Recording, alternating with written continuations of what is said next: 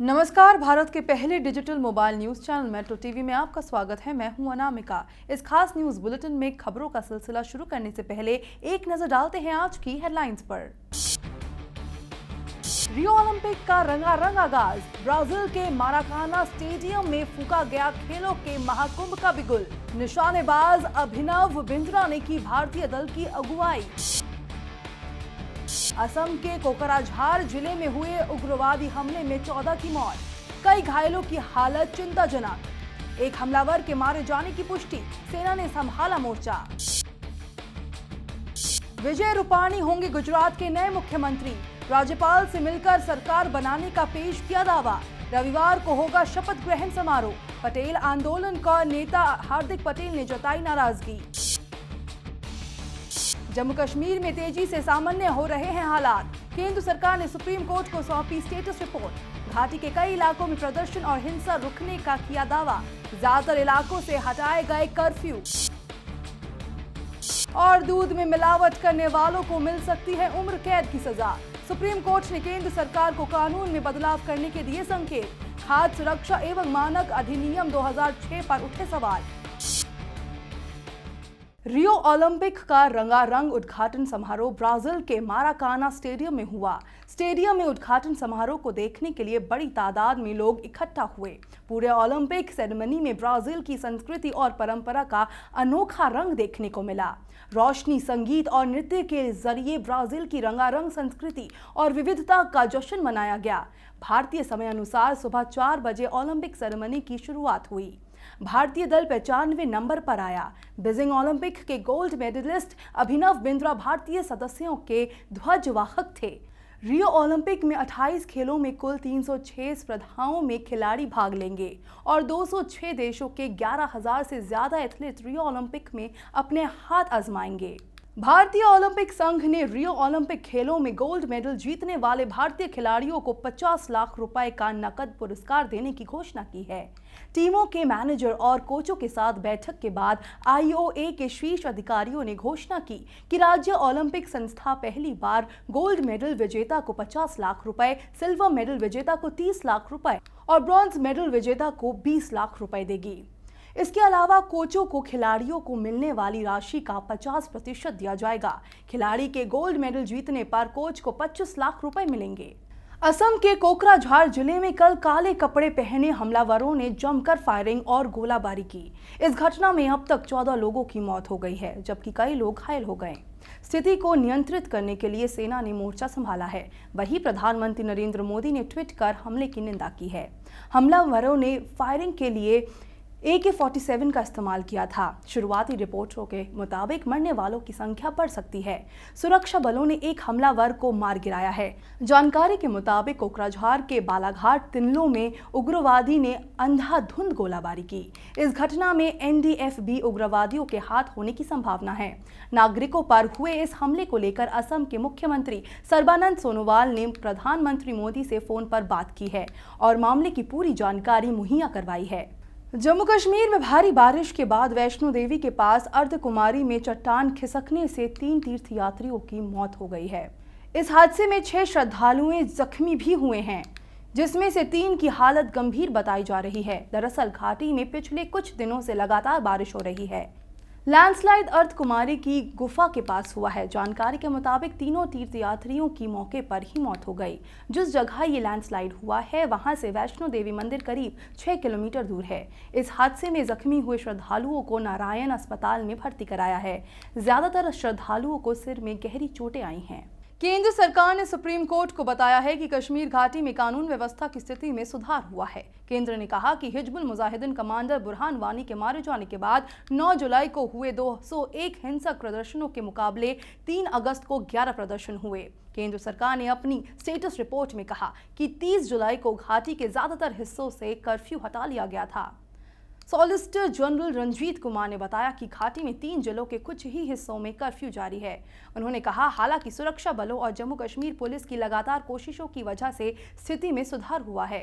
हिंसक प्रदर्शनों और झड़पों के बाद घटनाओं में काफी कमी आई है। सुप्रीम कोर्ट ने इन सभी बिंदुओं पर याचिकाकर्ता और जम्मू कश्मीर पैंथर पार्टी के भीम सिंह को जवाब देने को कहा, जिन्होंने राज्य में राज्यपाल शासन लगाने की मांग की थी। हमले की अगली सुनवाई 22 अगस्त को होगी।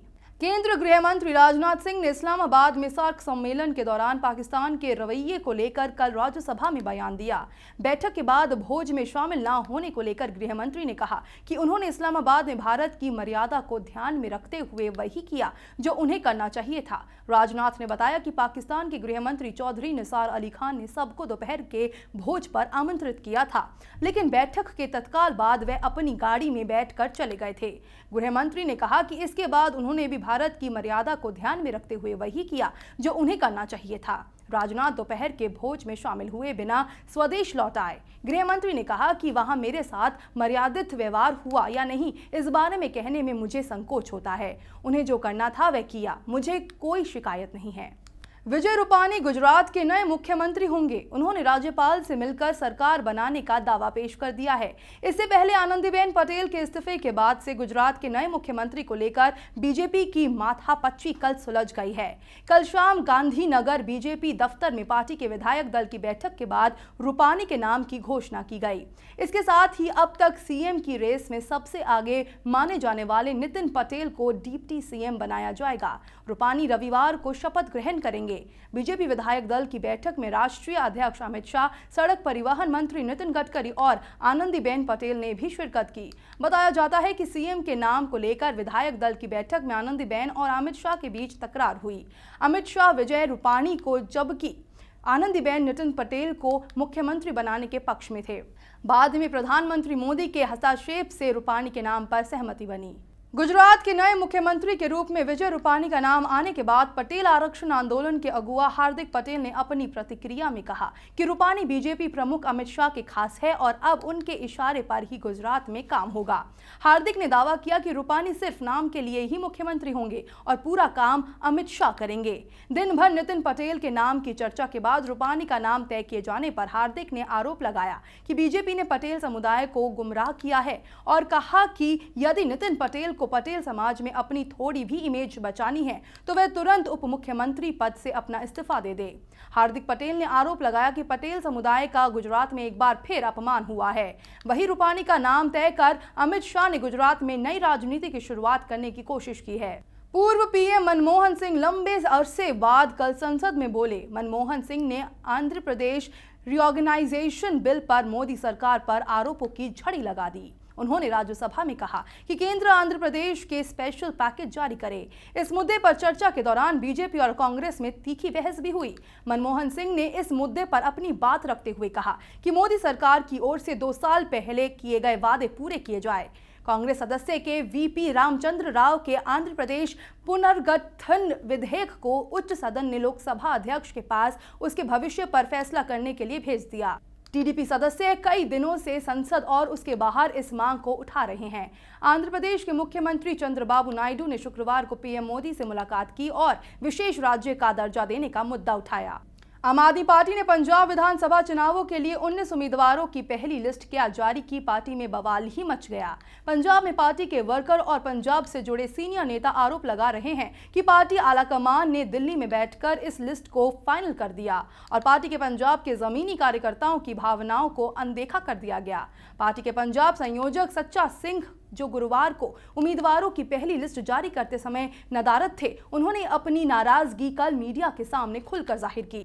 उन्होंने इशारों में साफ कर दिया कि टिकट जारी करने के दौरान पार्टी की पार्लियामेंट अफेयर्स कमेटी ने मनमानी की है और वे उनके फैसले को मानने को मजबूर है। उधर टिकटों के ऐलान से पहले ही पार्टी के पंजाब के सीनियर लीडर और प्रवक्ता हरदीप सिंह किंगरा ने पार्टी के दिल्ली से आए नेताओं पर मनमानी करने और बदसलूकी करने के आरोप लगाते हुए इस्तीफा दे दिया।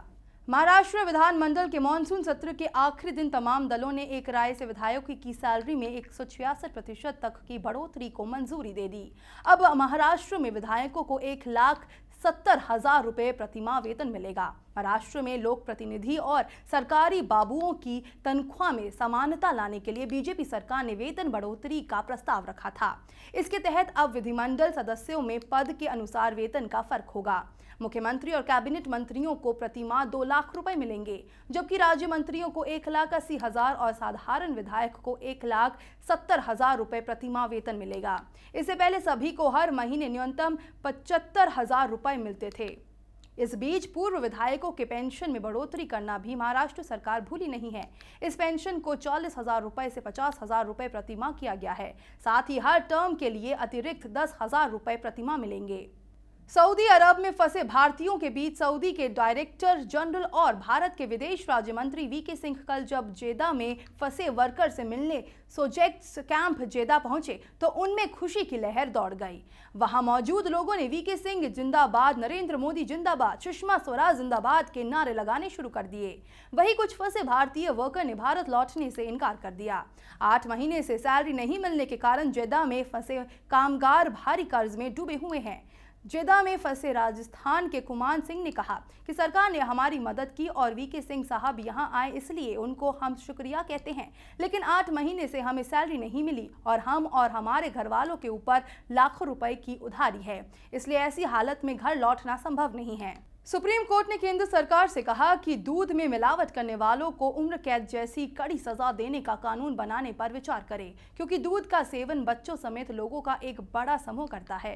कोर्ट ने स्वामी अच्युतानंद तीर्थ समेत अन्य द्वारा दाखिल जनहित याचिकाओं पर यह फैसला दिया। याचिका में कहा गया था कि दिल्ली, उत्तर प्रदेश, पंजाब, हरियाणा और राजस्थान में बड़े पैमाने पर मिलावटी दूध का गोरख धंधा चल रहा है। सुप्रीम कोर्ट ने अपने फैसले में सरकार को कई अन्य निर्देश भी दिए हैं। पिछले 4 वर्षों से सरकार को खाद्य सुरक्षा एवं मानक अधिनियम 2006 में बदलाव करने के लिए कहने के बावजूद कोई नतीजा सामने न आने पर कोर्ट ने ये निर्देश दिए।